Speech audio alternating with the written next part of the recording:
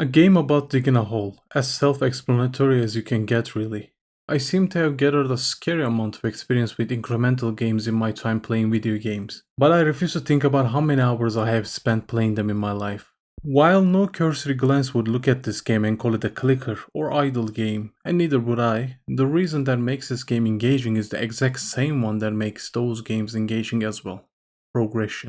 Well, in this game, a good example of what I would like to call a progression game, somewhere between an incremental game and a tycoon game maybe, I would say it's a good introduction to a niche genre, but overall, the game is too bare bones in its mechanics to engage, even in its short playtime being lower than an hour. Let's explain what the game is briefly to explain where I think it succeeds and where it fails. So, you find out about a house on sale with a promise of treasure buried in its backyard. You buy the house and get to digging. You click on dirt, click. You find ores, sell them, use the money to refill your supplies, and buy better equipment. With new equipment, you dig faster, have a bigger inventory, and have more battery to use for your jetpack, which you will be using to get out of the hole you make, getting ever deeper.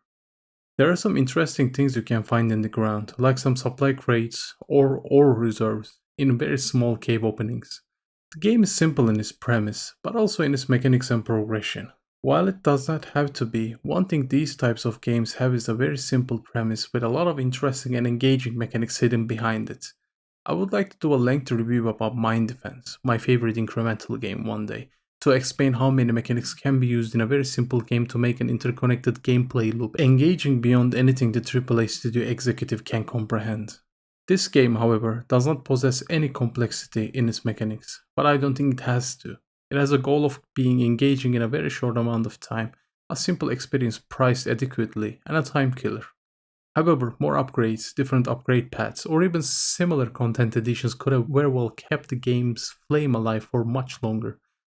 I don't like when reviewers suggest completely new things that change the final product and show that as a negative point to a game, because it doesn't have to be what the critic exactly wants, but I cannot keep myself from mentioning how an ore refining system, a moving market of ore prices, different backyards to dig with new challenges or other similar things, these are just a few small suggestions, can transform the game from an amusing short curiosity into an interesting game to kill some hours in. The game as it stands is not even an hour long. You upgrade, go deeper, and find a treasure among huge moles. It turns out the treasure is not real, and you have been duped by the moles.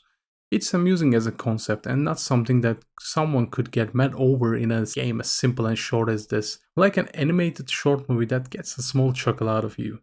In short, the game does not offer anything new to its niche genre, but it is an inexpensive curiosity, and not a bad way to spend 30 minutes to an hour.